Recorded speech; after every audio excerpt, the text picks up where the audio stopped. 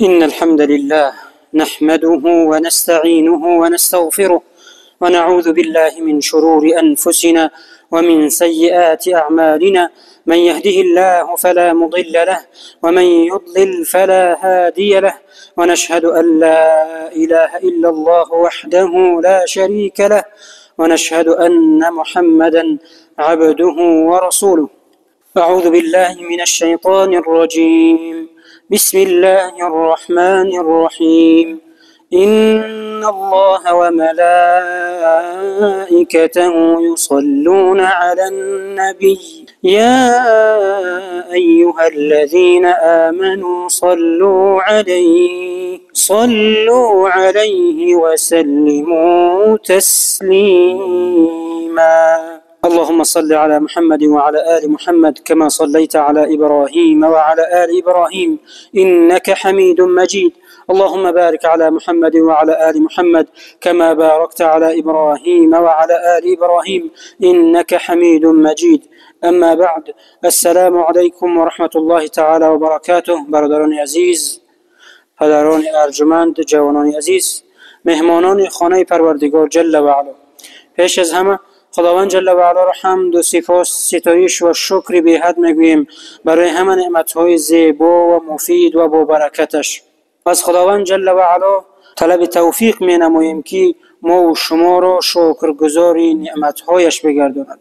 برادران عزیزم، در روزهای نزدیک ما ماهی مبارک، ماهی رحمت، ماهی مغفرت، ماهی دور شدن از آتش جهنم، نجات یافتن از آتش جهنم و بر رحمت پروردگار جل و علا پیوست شدن نزدیک شدیم.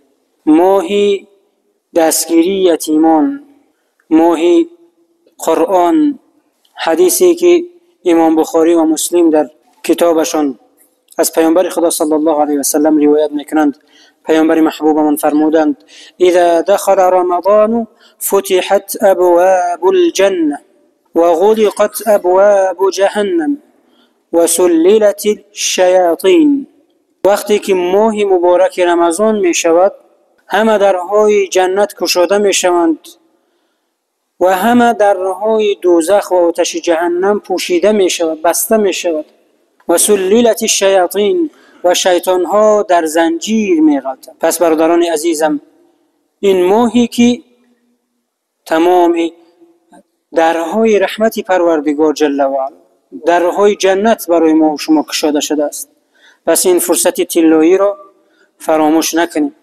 پیامبر محبوبمون در حدیثی که ابو هریره رضی الله عنه روایت میکند میفرمایند: من لم یدع قول الزور والعمل به فلیس لله حاجة فی ان یدع طعامه و شرابه.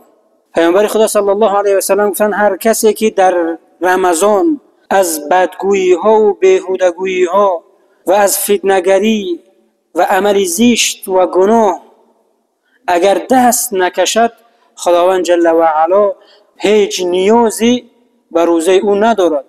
پس او از رمضان چی میگیرد؟ از روزه چی میگیرد؟ تنها و تنها تشنگی و گرسنگی، دیگر هیچ چیزی نصیبش نمیشه. در برابر رمضان روزه داشتن باید نفسهایم، ایمانهایم، اخلاقمون، زبانمون، گفتارمون، نگاهمون همه باید روزه دار باشد. نه تنها معده‌مون روزه داری تنها باشد. وقتی معده تنها روزه دار شود اما چشم روزه را بشکند، زبان غیبت و بهتان و تهمت و بدگویی و زشتگویی کردن گیرد، پس این روزه تنها برای انسان گرسنگی و تشنگی میارد، دیگر هیچ اجر و پاداش و برکت و رحمت پروردگار برای او داده نمیشود. برادران عزیزم، پس آماده باشید برای استقبال ماه رحمت و ماه برکت، ماه قرآن، ماهی که در آن قرآن نازل شد. شبی دارد این ماه که پاداش و اجرش، عبادت در آن شب، نیکی در آن شب زیادتر و افضلتر از 1000 ماه است. پیامبر خدا صلی الله علیه و سلم دعا میکردند: اللهم بلغنا رمضان، ما را به رمضان برسان. چقدر دوستانمون از اون رمضان تا این حالا نیستند. چقدر نزدیکانمون، خویش و تبارانمون، چقدر عزیزانمون رو تا این دم از دست داده. همه اهل قبرستان آرزو داشتن که ای کاش رمضان ما زنده می بودیم و ماه رمضان رو خوب روزه می داشتیم، به رحمت پروردگار جل و علا نزدیک می شدیم.